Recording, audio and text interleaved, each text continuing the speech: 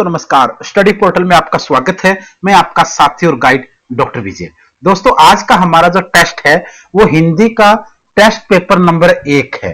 दोस्तों एनवीएस का एग्जाम हो, केवीएस का हो, सीटेट हो, डीएसएसबी हो या फिर अदर स्टेट के टेट हो या कोई भी टीचिंग एग्जाम हो, हिंदी के क्वेश्चन आपको देखने को मिलते ही मिलते हैं।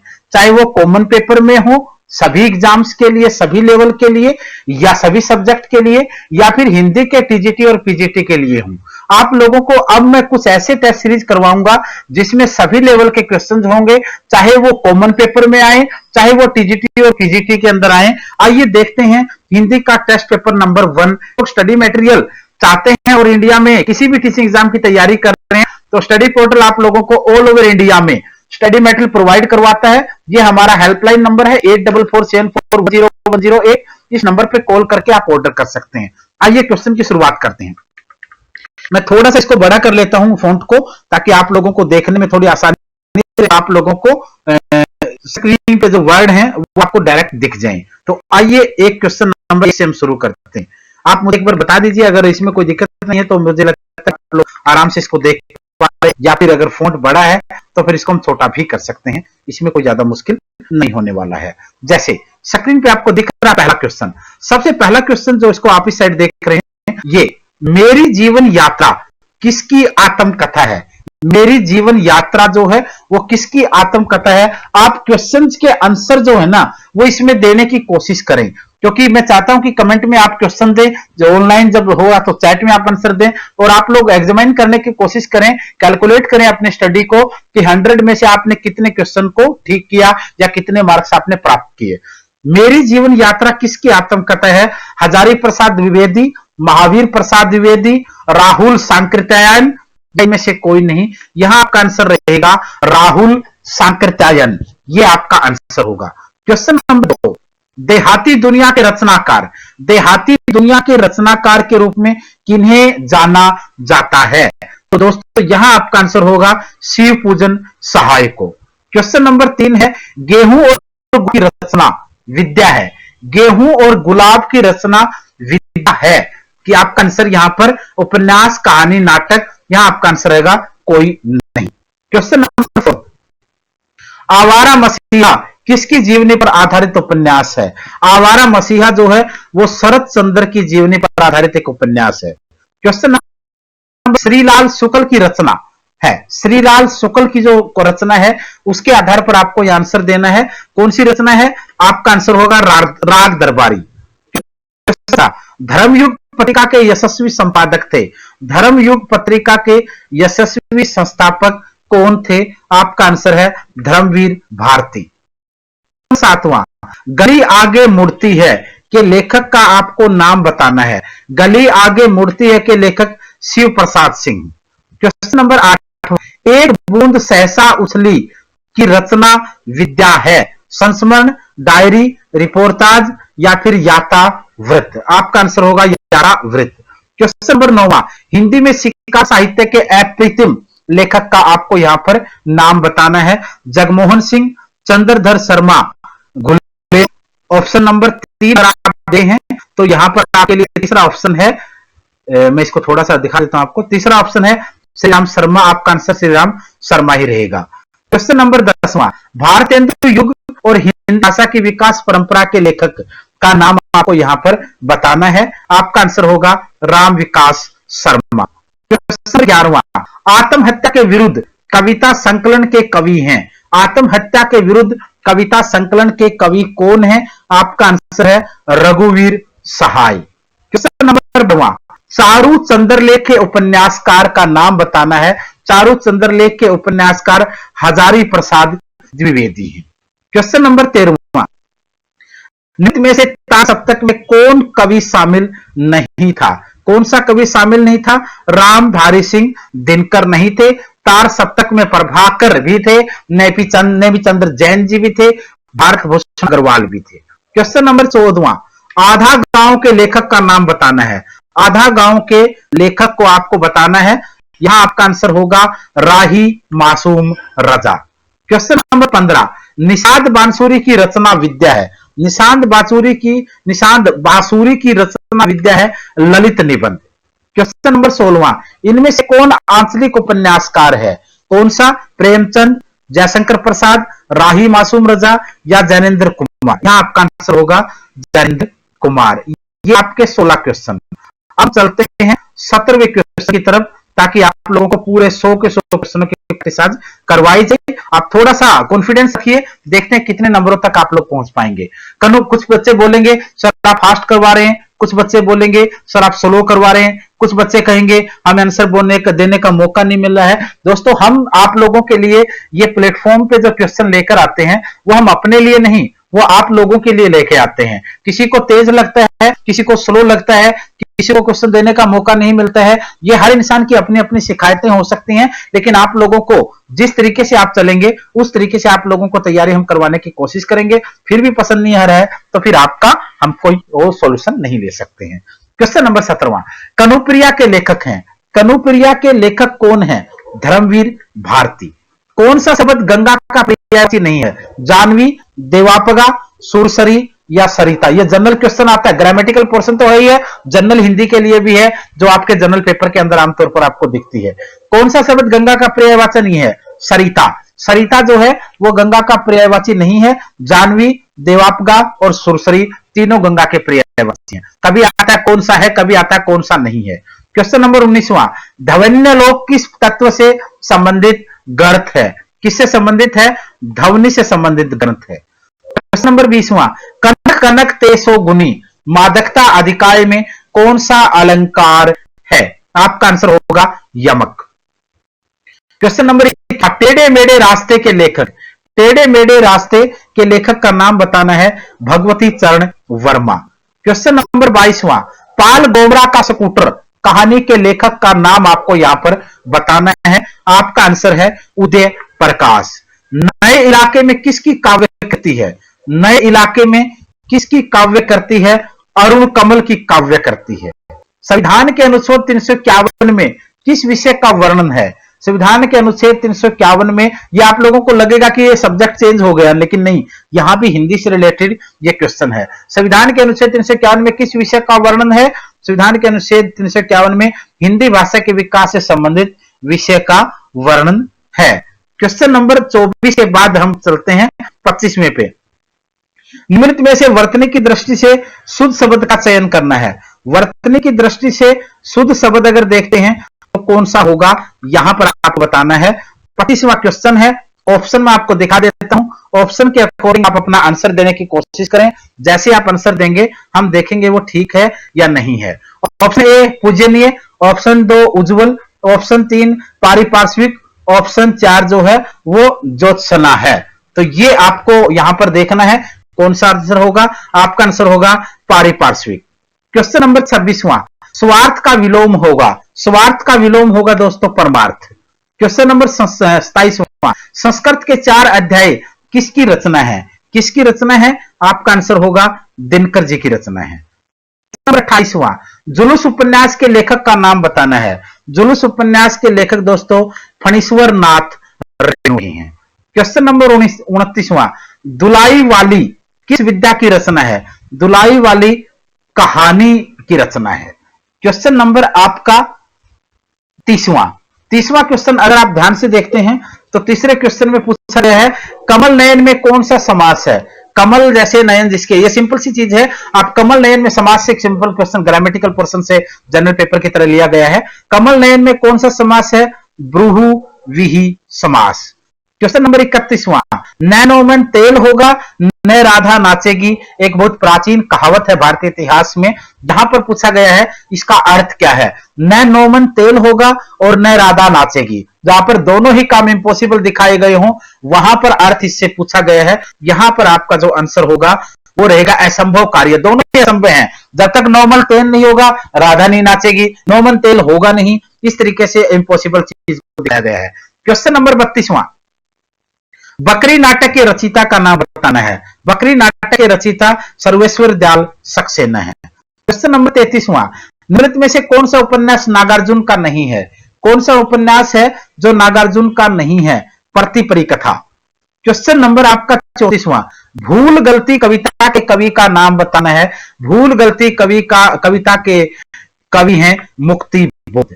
क्वेश्चन नंबर 35वां, निम्नलिखित में से लोकोक्ति को चुनना है। कौन सी लोकोक्ति है? मुहावरे और लोकोक्ति के बीच में यहां पर कंपैरिजन किया गया है। अंधे की लकड़ी, 9 2 11 होना, गले पड़ना, अध जल गगरी छलकत जे। अंधे की लकड़ी एक सिंपल सेंटेंस है, 9 2 11 होना एक सिंगल सेंटेंस है, गले पड़ना एक सिंगल सेंटेंस है, लेकिन अधजल गगरी छलकत जाए एक डबल सेंटेंस आपको नजर आ रहा है, तो ये आपका यहां पर लोकोक्ति होगा। बाकी ऊपर तीनों मुहावरे हैं। ये था आपका क्वेश्चन नंबर 35 यानी 35वां। चलते हैं क्वेश्चन नंबर 36 की तरफ। 36वां क्वेश्चन में क्या पूछा गया है, आइए एक बार देखते हैं। मैं पीडीएफ पे बना रहा हूं, पीपीटी पे इतना सारा मुश्किल हो रहा था मुझे, और थोड़ा थोड़ा टाइम देखो लगेगा एडजस्ट करने में, ये आप सभी जानते हैं। क्वेश्चन नंबर 36, हानि लाभ में कौन सा समास है? हानि लाभ में कौन सा समास है? द्विगु समास है, तत्पुरुष समास है, भ्रूहु व्रीहि समास है, बहुव्रीहि समास है, या कोई नहीं? आपका आंसर है कोई नहीं। क्वेश्चन नंबर 37, बुधु का कांटा कहानी के लेखक का नाम बताना है। आंसर होगा चंद्रधर शर्मा गुलेरी। क्वेश्चन नंबर 38, ब्रज भाषा है। ब्रज भाषा क्या है? एक पश्चिमी हिंदी में जानी जाती है। अनंत का सही संधि विच्छेद आपको करना है। अनंत का सही संधि विच्छेद आपको करके दिखाना है। भी आएगा अन प्लस अंत। क्वेश्चन नंबर 40, निम्नलिखित उपन्यासों में से प्रेमचंद का अंतिम उपन्यास बताना है। कौन सा रहेगा? गोदान। क्वेश्चन नंबर 40 में शुद्ध वाक्य को चुनना है आपने। कौन सा वाक्य शुद्ध होगा? राम ने रोटी खाई है, यह आपका शुद्ध वाक्य के रूप में कहलाएगा। क्वेश्चन 42, निम्नलिखित में से कौन सा छंद दोहा का विपरीत छंद है? दोहा का विपरीत कौन सा रहेगा? रोला नहीं, छप्य नहीं, चौपाई नहीं। आपका आंसर होगा कोई नहीं। क्वेश्चन नंबर 43, किस लेखक को ज्ञानपीठ पुरस्कार नहीं मिला है? किसको ज्ञानपीठ पुरस्कार नहीं मिला है? इनमें से आपको बताना है। नरेश मेहता को मिला, दिनकर को मिला, नागार्जुन को नहीं मिला। क्वेश्चन नंबर 44, बाल्टी सा शब्द है। बाल्टी किस प्रकार का शब्द है? एक विदेश शब्द है। का आप हमेशा मिलन देखते हो। सूची 1 का मिलान 2 से करना है आपको। करते हुए सही उत्तर चयन करना है। सूची 1 पुस्तक और सूची 2, यहां पर पुस्तकें हैं। लेखक एक जीवनी द्विवेदी, अशोक के फूल बच्चन, और क्या भूलूं क्या करूं। इधर आपको लेखक मिलेंगे हजारी प्रसाद, हरिवंश राय, आगे, और तो एक और ऑप्शन इसमें मैं दिखा देता हूं, उसके बाद आप लोगों ने आंसर को चूज करना है। आप कोशिश करें इन क्वेश्चनों को ढंग से समझने की, और जब भी डाउट आप कमेंट कर सकते हैं, बट हम कोशिश करेंगे आपको इस प्रकार की समस्या ना होने दी जाए। 45 का जहां जो आंसर रहेगा वो रहेगा आपका सी। ठीक है। क्वेश्चन नंबर 46, निम्नलिखित शब्दों में से शुद्ध शब्द को चुनना है। कौन सा शब्द जो है वो शुद्ध है? संन्यास, संन्यास, संन्यास, संन्यास। आपका आंसर ये रहेगा बी। क्वेश्चन 47, चौपाई छंद में मात्राओं की संख्या होती है। चौपाई छंद में मात्राओं की संख्या 16 होती है। क्वेश्चन नंबर 48, काला जल का कथानक किस समस्या से संबंधित है? काला जल का कथानक जो है वो किससे संबंधित है? सांप्रदायिकता से संबंधित है। क्वेश्चन नंबर 49, मगध कविता संग्रह के रचयिता का नाम बताना है। मगध का संग्रह के रचयिता का नाम बताना है। आंसर होगा श्रीकांत वर्मा। क्वेश्चन नंबर 50, निम्नलिखित में से किस कृति के लेखक रामविलास शर्मा हैं? कौन सी कृति के लेखक हैं? आपका आंसर होगा भाषा और समाज। क्वेश्चन नंबर 51, कविता के लिए खड़ी बोली के पक्ष में आंदोलन की शुरुआत की किसने की? अयोध्या प्रसाद खत्री ने सबसे पहले शुरुआत की कविता के लिए खड़ी बोली के पक्ष में आंदोलन की शुरुआत। क्वेश्चन नंबर 52, ब्राह्मण के संपादक थे। ब्राह्मण के संपादक कौन थे? आपका आंसर है प्रताप नारायण मिश्र। भारतेंदु युग की केंद्रीय विद्या है। भारतेंदु युग की केंद्रीय विद्या है नाटक। क्वेश्चन नंबर 54, नचिकेतोपाख्यान के लेखक का आपको नाम बताना है। आंसर होगा सदल मिश्र। यह था दोस्तों आपका 54 वाला क्वेश्चन। अब हम चलते हैं 55 की तरफ। 55 में क्या दिया गया है? नूतन ब्रह्मचारी कृति के लेखक का नाम बताना है। नूतन ब्रह्मचारी कृति के लेखक कौन हैं? श्रीनिवास दास हैं, या फिर बाल मुकुंद जी हैं, किशोरी लाल हैं, बालकृष्ण भट्ट, आपका आंसर बालकृष्ण भट्ट होगा। ये दोस्तों प्रैक्टिस सेट नंबर 1 कर रहे हैं हिंदी का, जिसमें जनरल हिंदी के क्वेश्चन भी हैं और सब्जेक्ट वाली टीजीटी पीजीटी वाली हिंदी के भी क्वेश्चन हैं। इसको आप ध्यान से थोड़ा देखने की कोशिश करें। 56 परीक्षा गुरु उपन्यास के लेखक का नाम बताना है। परीक्षा गुरु उपन्यास के लेखक लाला श्रीनिवास दास। क्वेश्चन 57 शकुंतला नाटक का खड़ी बोली ग्रंथ में अनुवाद किया, किसने किया? राजा लक्ष्मण सिंह ने। क्वेश्चन नंबर 58 इनकी जैसी विशुद्ध सरस एवं शक्तिशालिनी ब्रज भाषा लिखने में और कोई कवि समर्थ ही नहीं हुआ। आचार्य शुक्ल ने किस कवि के बारे में यह कहा है? यह कहा है धनानंद के बारे में। क्वेश्चन नंबर आपका 59 कई चिंतन एवं कला धाराओं का योगदान मिलता है, किसमें मिलता है? कृष्ण भक्ति धारा के अंदर। क्वेश्चन नंबर 60 ध्रुव चरित्र के रचयिता का नाम बताना है। ध्रुव चरित्र के रचयिता नरोत्तम दास रहे। क्वेश्चन नंबर 61 स्वच्छंदतावाद की विशेषता नहीं है, कौन सी विशेषता नहीं है? स्वच्छंदतावाद की ब्रज भाषा में रचना ये नहीं है, बाकी सब है। क्वेश्चन नंबर 62 सूची 1 का मिलान सूची 2 से करना है आपको। इधर क्या दिया गया है? शब्द दिए गए हैं, इधर उनके अर्थ दिए गए हैं। जलज जलद जल्दी, बादल कमल समुद्र। यहां आप लोगों को थोड़ा ध्यान देना है कि क्या क्या यहां अगर आप पानी के पर्यायवाची भी जानते हो ना तो यहां पर आप आंसर निकाल ले जाओगे। क्यों निकल जाओगे? क्योंकि पानी के साथ आपको पानी, बादल, जलज जलद जल्दी, ऑटोमेटिकली आपका आंसर यहां पर बनने वाला है। तो इसको अगर ध्यान से देखते हैं तो 62 का जो आपका आंसर हो सकता है, इसका उचित मिलान के साथ मैं आपको इसको दिखा रहा हूं कि उचित मिलान इसका आंसर रहेगा वो हो सकता है, क्योंकि ये मिलान वाले क्वेश्चन है ना आने वाले हैं लैंग्वेज के अंदर। इसको थोड़ा सा आप ध्यान से देखने की कोशिश जरूर करिएगा। 62 का जो आपका आंसर होगा वो रहेगा B. Question number 63 Krishna Gitavali नामक काव्य कृति के रचयिता कौन है? आपको नाम बताना है। आपका आंसर है यहां पर तुलसी। क्वेश्चन नंबर 64 निम्नलिखित में से पुल्लिंग शब्द है, कौन सा पुल्लिंग शब्द है? घास है, आए है, व्यय है या नहर है? कौन सा शब्द आपको पुल्लिंग लगता है? नहर तो स्त्रीलिंग है, आए भी स्त्रीलिंग है, घास भी, व्यय जो है वो पुल्लिंग है। क्वेश्चन नंबर 65 मध्यकाल में बोधा का स्वरूप के लेखक बताने हैं, कौन लेखक रहे हैं? आपका नाम होगा हजारी प्रसाद द्विवेदी। क्वेश्चन नंबर 66 में फिर उचित मिलान का वर्णन है। इधर कृतियां हैं, 10 कुमार चरित है, नैषधि यचित है, उत्तरा रामचरित है और इधर लेखक श्रीहर्ष, भवभूति, दंडी। तो यहां आपका जो आंसर रहेगा वो क्या रहेगा? आपका आंसर यहां सी रहेगा, सी आंसर रहेगा। यहां पर इस तरीके से इनको मैच करने की कोशिश सेटर ने की है।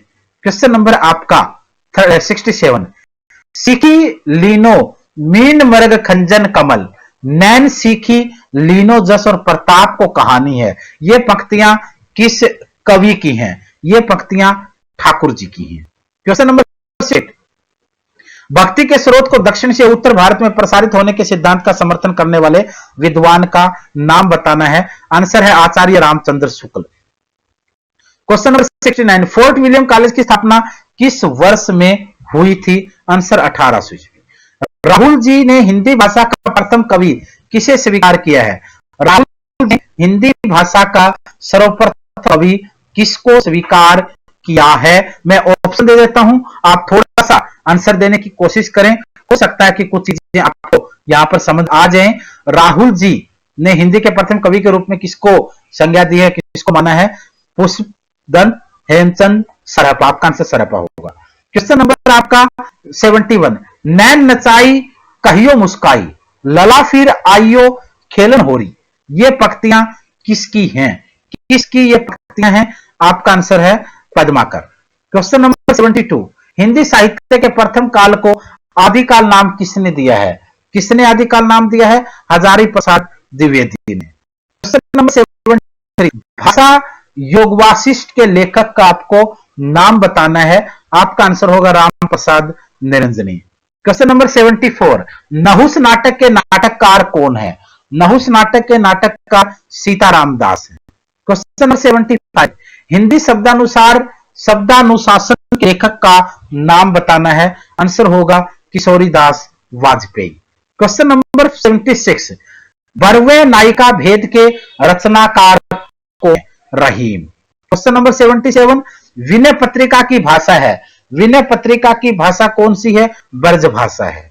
रीतिकाल 78 क्वेश्चन, रीतिकाल की रीति सीधी काव्य धारा के कवि का नाम बताना है, आंसर होगा बिहारी। क्वेश्चन नंबर 79, रामचंद्र वर्मा प्रसिद्ध हैं, किस चीज के लिए प्रसिद्ध हैं?